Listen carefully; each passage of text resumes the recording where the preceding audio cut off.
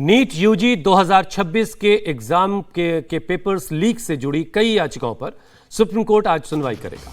याचिका में परीक्षा आयोजित करवाने वाली एनटीए पर सवाल उठाया गया। याचिकाकर्ता ने परीक्षा के लिए एक सुरक्षित सिस्टम बनाने की मांग की। इस बीच एनटीए को लेकर हुई बैठक में शिक्षा मंत्री प्रहलाद जोशी ने निर्देश दिया कि परीक्षाओं के सुचारू संचालन के लिए सुरक्षा और बुनियादी ढांचागत जो सुविधाएं हैं उनको चुस्त दुरुस्त किया जाए।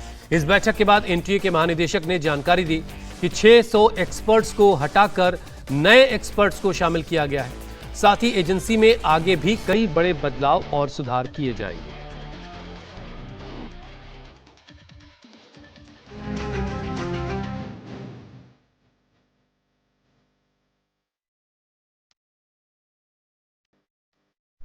नीट परीक्षा लीक मामले पर आज सुप्रीम सुनवाई।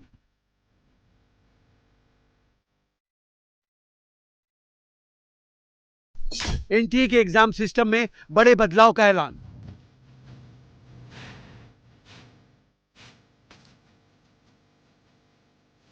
नीट यूजी 2026 परीक्षा में गड़बड़ी के मामले पर देश की सर्वोच्च अदालत आज सुनवाई करने जा रही है। इस मामले में दायर याचिका में एग्जाम कंडक्ट कराने वाली संस्था एनटीए पर सवाल उठाए गए हैं।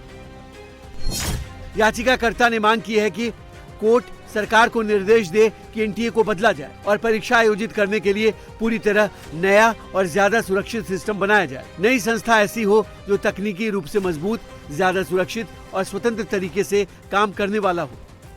सुप्रीम कोर्ट में सुनवाई से पहले केंद्र सरकार ने नेशनल टेस्टिंग एजेंसी यानी एनटीए के एग्जाम सिस्टम में बड़े बदलावों का ऐलान किया है।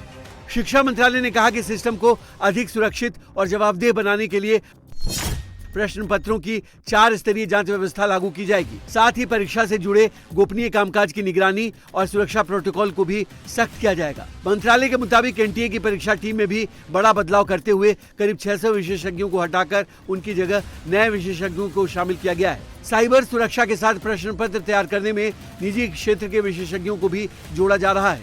इसके अलावा एनटीए को मजबूत करने के लिए 20 से 25 अधिकारियों को इसमें शामिल किया जाएगा। साथ ही एनटीए के ऑफिस को नए कैंपस में शिफ्ट किया जाएगा और कैंपस की सुरक्षा में सीआईएसएफ को लगाया जाएगा।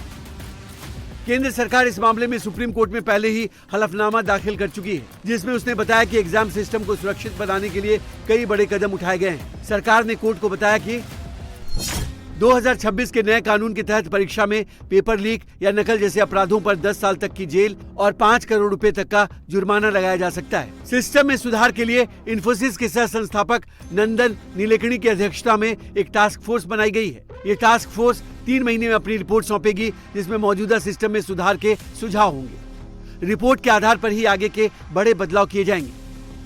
केंद्र ने कोर्ट को यह भी बताया कि नीट यूजी टेस्ट को भविष्य में कंप्यूटर आधारित परीक्षा यानी सीबीटी में बदलने पर विचार चल रहा है। हालांकि इस पर अंतिम फैसला समिति की रिपोर्ट आने के बाद ही लिया जाएगा।